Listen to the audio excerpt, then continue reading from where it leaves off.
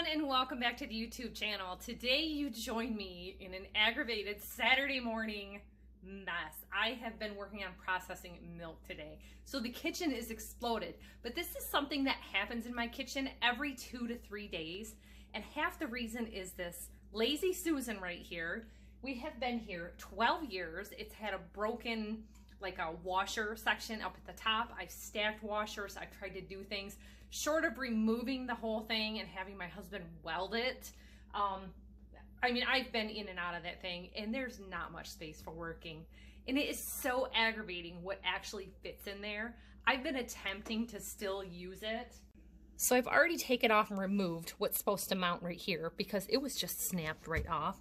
But what happens is right here, and this thing is always open. I have to lift it up to make it turn. And these are made of oak. They are Imperial Kitchens cabinets, and of course they were in the house when we bought it. I am not crazy about the cabinets, but I've also been hesitant about painting them because it's a lot of work.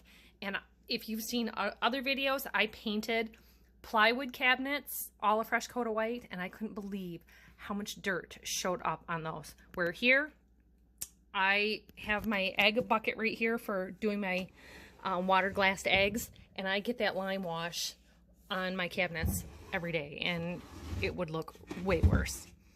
So what I've got going on is I have to get this out of the bottom. Phillips, nope, big fat flathead, no problem. But how do I get this whole thing out? So the only thing I can figure is I need to take this banding off of both sections to be able to access what's going on in here. And this is a false front. And one thing about these cabinets, they have these square screws.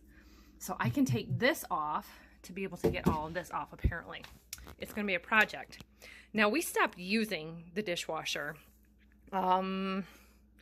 2 years ago. We found out our rates were going up, and I timed this. A 3-hour wash is what was happening. Now, this house was built for 2 senior citizens. We have 7 people in our house. So this is all silverware, towels, cloth napkins, pot holders, and saran wrap, baggies, some baking dishes, and silverware. Junk cleaning stuff, false front, another lazy Susan, but this lazy Susan works. However, I only put plastics in there, and it's not so great. So if this one works out well, I might end up doing the same thing with this. Part of the trouble is, it is the kind of door that is built in and integrated, so I'm going to have to figure out how to hinge it. So this is what I want to work on. Shelves here, shelves here. I don't even need a cabinet door on it.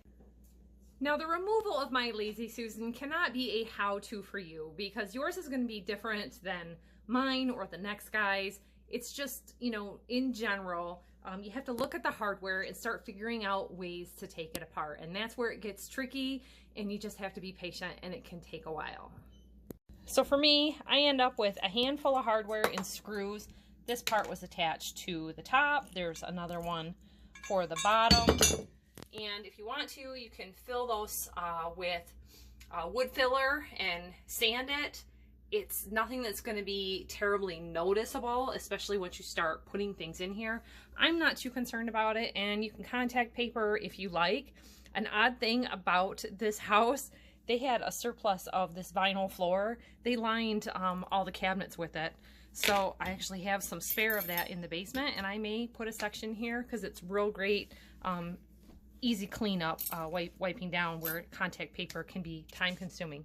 But just here's a shot, a look at what has become of the cabinet and a section of the lazy Susan itself. Mine did not have a metal pole going through all of it. It was mounted on the door, and this is MDF on another layer of my oak door. So you can see here. And my little square bit was a little small for these screws. So I have to see if I have another one in the tool chest when it is time to mount this on a hinge. There's cabinet hinges that you can get right at Home Depot, Lowe's, Menards. But we're going to want to take this off because this piece of wood here and here is adding a lot of excess weight to this door. And on the Lazy Susan, that could have been a lot of its destruction. So we're going to put this aside and come back to that while I go ahead and dispose of all of my parts and get this cleaned out. A thing to remember is I don't have the benefit that the installers had. They like tack nailed that MDF or composite board sheet on there, and I'm doing other jobs in between. So one of the things that you know, makes this kitchen function or not function is that I'm doing a lot of stuff. So I've always got a 5-gallon bucket sitting on the floor right here in the way for the kids to get to their pantry. So that can be hard because I've got small kids and big kids, so the small kids can't reach up there really good. So I'm working on today's water glassing my eggs, and I'm not a full-time cabinet hanger, and neither are you. So if it takes longer, if it takes a week, if it takes 2 weeks, it doesn't matter.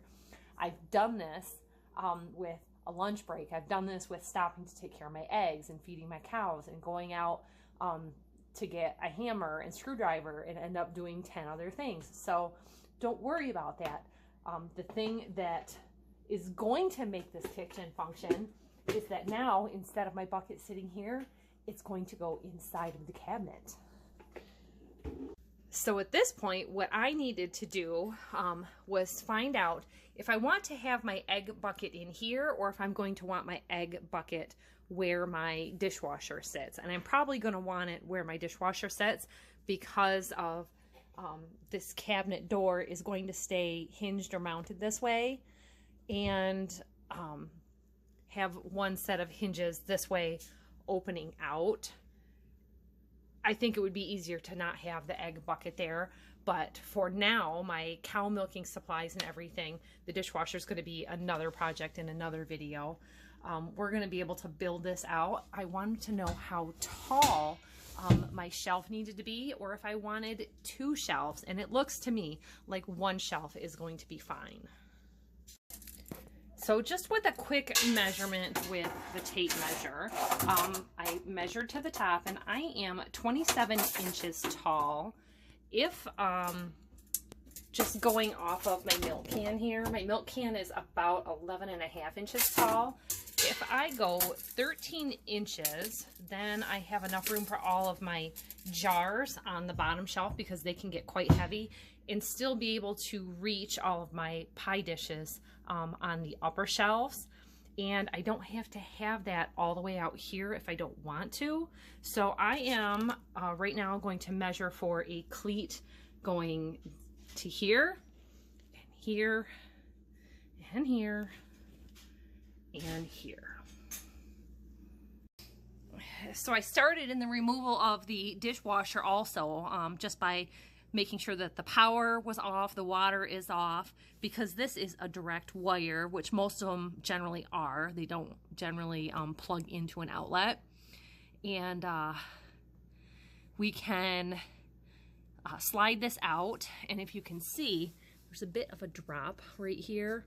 So it's usually messing with the feet at the same time to try to get it up over that lip to not tear this. The floor will get replaced eventually, just not right now. This has to come out. So I've put like my excess dishwasher soap in here, and the bottom kick plate and the owner's manual and screws. There's a couple of screws up here that are going to come out, and that way I can measure this out. We're going to have to put a base bottom in it so that the bottom of it matches the rest of the cabinets. And that's where I was saying, you know, like the project snowballs. We have a rubber or vinyl baseboard on the bottom. So I have to put a piece of board there on the front. Basically, we're going to make a box. And I did this with my bathroom. I had an open bathroom vanity to be able to put a stool there, and I wanted to box it in and have cupboard doors. So we'll box this in, measure what size doors we need, and they actually have oak replacement doors for cabinets and possibly drawer pulls too, with the same design available. So we can walk right into a big box store and pick those up and get the hidden door hinge hardware.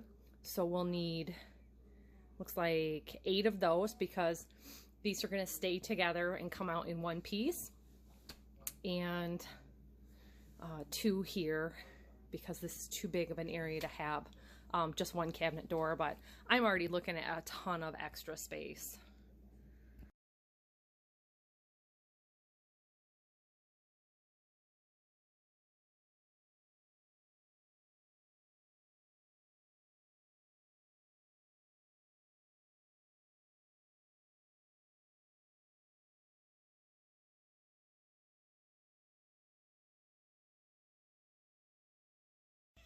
So this is a miter box, and it's real simple, easy to use. Mine's made by Stanley, I believe. And, you know, this is probably an under a $20 item.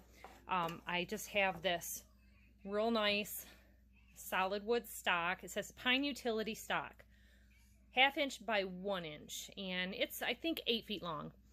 I've just been marking it and cutting as I go. When you get a length like this, you can just line it up and not even have to measure and get through them quickly. So I'm doing my side areas right now, and I'm just using my daughter's desk area in our utility room to be able to get it done.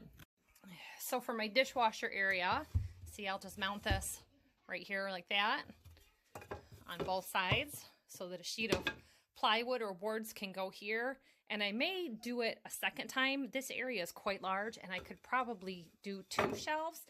We store eggs in a 5-gallon bucket, like I had mentioned, and I think this would be a good spot for that, for water glassing. Well, we've always got one in rotation. I do want to put a false bottom in it, so I need a 4-inch board, and right now I have a 3-inch board. So I could lay one on its side and then put my 3-inch board like that to do my false bottom. I'm trying to do this without leaving the house. It's a rain day today. I have made up and down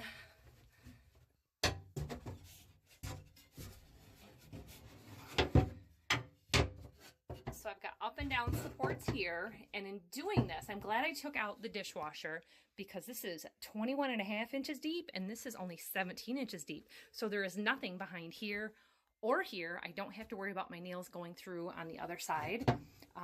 And I don't want legs out here holding my feet. So I'm just doing in the back an up and down like that before I put this one in like that. And we're going to put another one this way so that we can put our boards in. Now I'll have to notch out my back corner because I've got this support for the frame. That is no big deal. So this is my pneumatic stapler, and I'm using the narrow crown staples, 3/4 inch. Like I said, my wood is a 1/2 inch. And I picked this up a long time ago. It's Tool Shop brand. I think with a sale, it was under $20. Again, you can do this with finished nails. You don't have to have all this. So husband and I talked about it, and he decided that we needed a full L-shaped shelf. So we have a double layer sistered up here, you can see. And we added the supports all the way around, and a face one to hold here. That way if I ever put anything heavy on the shelf, it's not just relying on these side pieces.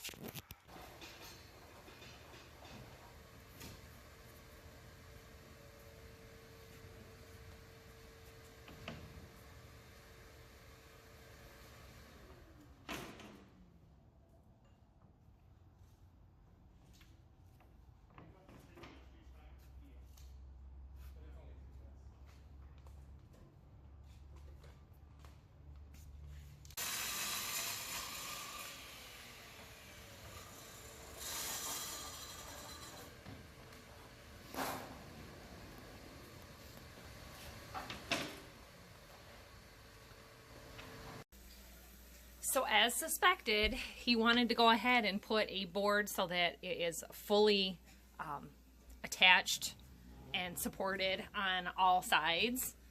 So same as before, we just went ahead and added that extra piece there. I've started to put some things back in here.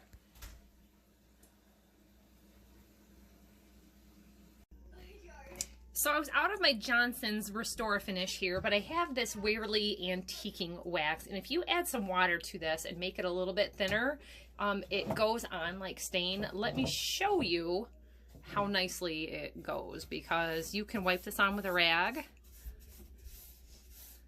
Then I don't have any fresh bare wood exposed, and I'm gonna do the same thing over the shelves. And then just wipe back any excess. And use as much or as little water as you like, but straight, it's waxy feeling. So this is a good way to do it. And it is water-based, so there's no stink, like using stains, varnishes. And because it's water-based, it's gonna dry very quickly.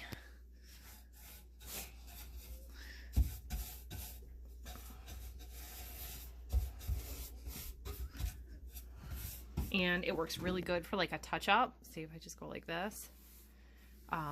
If you've ever heard of, the name is evading me now.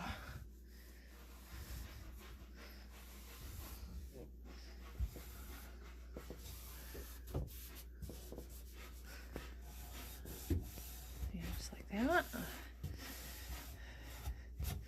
So we are cutting our plywood to length.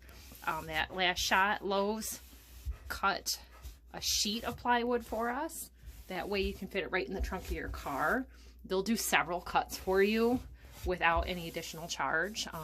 I know Menards has saws where you can, like a radial arm saw. That project size sheets where you buy it already cut is as much money for a section as to buy the whole sheet of plywood, so we don't do that.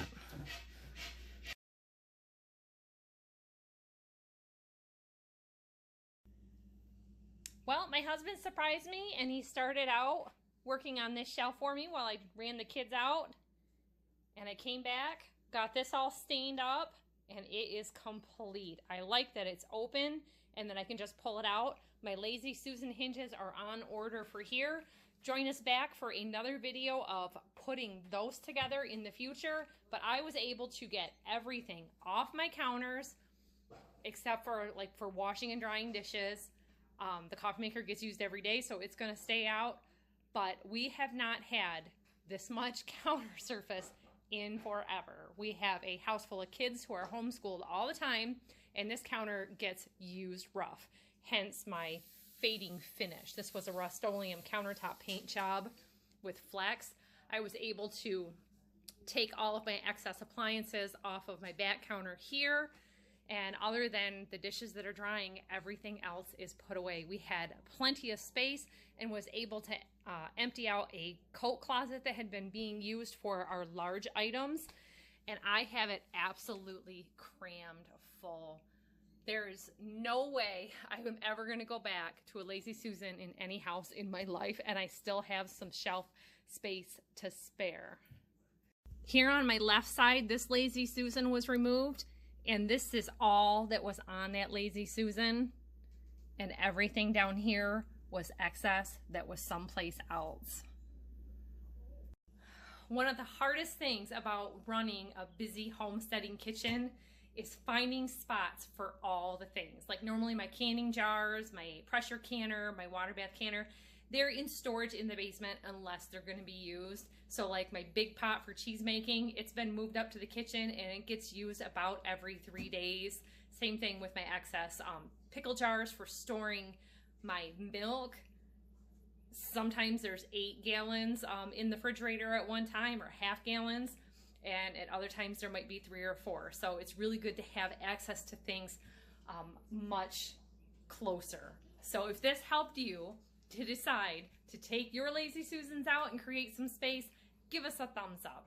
And remember, we're going to redo these stores, so join us in the future for that video. Thanks for watching, everybody. Bye-bye.